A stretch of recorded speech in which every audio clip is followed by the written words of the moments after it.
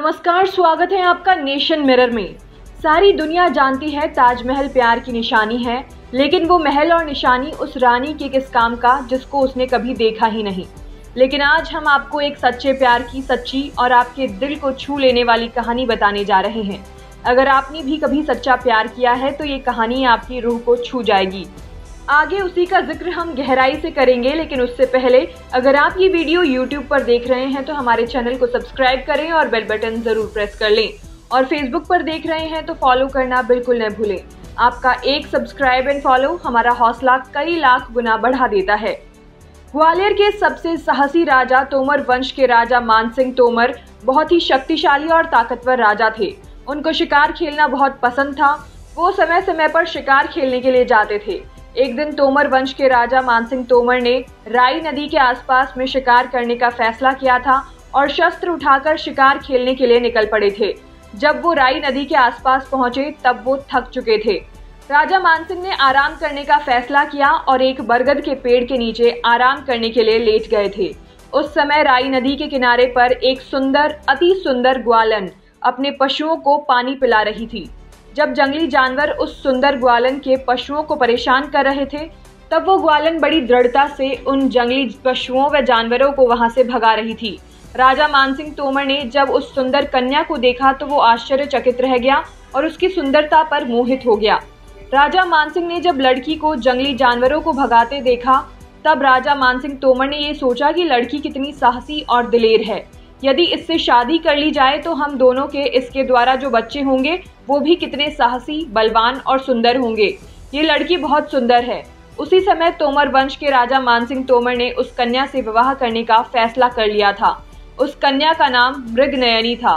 वो मृगनयनी राई गांव की रहने वाली थी। मृगनयनी का संबंध गुज्जर समाज से था।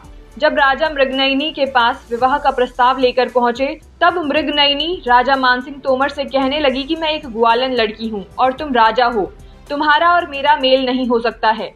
इसके बाद राजा मानसिंह तोमर ने मृगनयनी को समझाया कि मैं तुम्हारी सुंदरता पर मोहित हो गया हूँ। मैं तुमसे प्यार करने लगा हूँ। मैं पद के भेदभाव को नहीं मानता हूँ, इसलिए मैं तुमसे विनती करता हूँ कि तुम मेरे इस विवाह के प्रस्ताव को स्वीकार कर लो।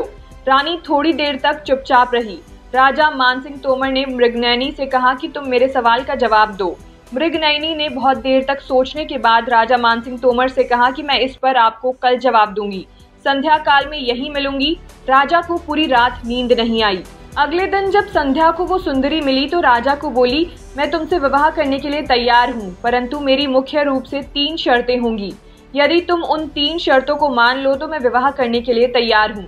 राजा मानसिंह तोमर ने मृगनयनी से कहा कि मैं तुमसे विवाह करने के लिए कुछ भी शर्त मान सकता हूँ। अब तुम अपनी शर्तों के बारे में बताओ। रानी ने राजा मानसिंह तोमर के सामने विवाह की निम्न 3 शर्तें रखी। रानी मृगनयनी की पहली शर्त थी कि मैं शादी के बाद सिर्फ राई नदी का ही पानी पीऊंगी। राजा ने मृगनयनी से पूछा, ऐसा क्यों? तो मृगनयनी ने राजा मानसिंह तोमर को जवाब दिया कि मेरी जो सुंदरता आप देख रहे हैं, ये सुंदरता इसी नदी के पानी को पीने और स्नान से आई है। इसलिए मैं शादी के बाद इसी नदी का पानी पीऊंगी और इसी से स्नान करूंगी। राजा ने मृगनयनी की पहली शर्त को हंसते हंसते हुए मान लिया था। राजा मानसिंह तोमर ने मृगनयनी को अपनी दूसरी शर्त बताने के लिए कहा। मृगनयनी ने अपनी दूसरी शर्त ये रखी थी कि वो सबसे अलग शांत इलाके में रहना चाहती है। उसके लिए शांत वातावरण में एक महल बनाकर दें। राजा मानसिंह तोमर ने रानी मृगनयनी की दूसरी शर्त को भी एक मंद मुस्कान के साथ मान लिया। राजा ने मृगनयनी को तीसरी शर्त बताने के लिए कहा था।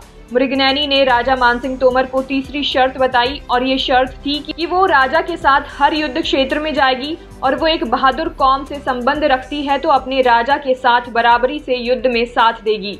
जब मेरा राजा युद्ध में होगा तो वो कभी भी महल में अकेली आराम नहीं फरमाएगी। आप जिस युद्ध में जितने दिन लड़ेंगे वो हमेशा साथ में खड़ी रहेंगी। मृगनयनी की बात से राजा अंदर से बहुत खुश हुए और राजा मानसिंह तोमर ने मृगनयनी की तीनों शर्तें मान ली थी। इसके बाद मानसिंह तोमर ने रानी की शर्त के मुताबिक ग्वालियर दुर्ग के भूतल में गुजरी महल बनाने का फैसला किया। रानी की शर्त को पूरी करने के लिए ग्वालियर के दुर्ग में एक आलीशान महल बनाया और उस महल का नाम अपनी रानी मृगनयनी के नाम पर रखा था, जिसको आज भी लोग गुजरी महल के नाम से जानते हैं। शादी के बाद दोनों उसी गुजरी महल में रहने लगे थे। राजा मानसिंह तोमर ने रानी मृगनयनी की दूसरी शर्त को पूरा करने के लिए राई नदी से गुजरी महल तक एक पाइपलाइन बिछवाई थी, जिसके माध्यम से राई नदी से डायरेक्ट पानी गुजरी महल तक आता था और उसी पानी को मृगनयनी पिया करती थी और स्नान करती थी। तीसरी शर्त के अनुसार राजा ने रानी को हर युद्ध में अपने साथ रखा और कहते हैं कई मौकों पर रानी ने राजा की युद्ध में जान भी बचाई और हमेशा एक वीरांगना की तरह युद्ध में लड़ी। तलवारबाजी में राजा ने रानी को अच्छा निपुण भी कर दिया था।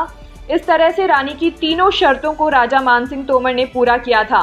इसीलिए ये गुजरी महल राजा मानसिंह तोमर की प्रेम कहानी के लिए भी माना जाता है।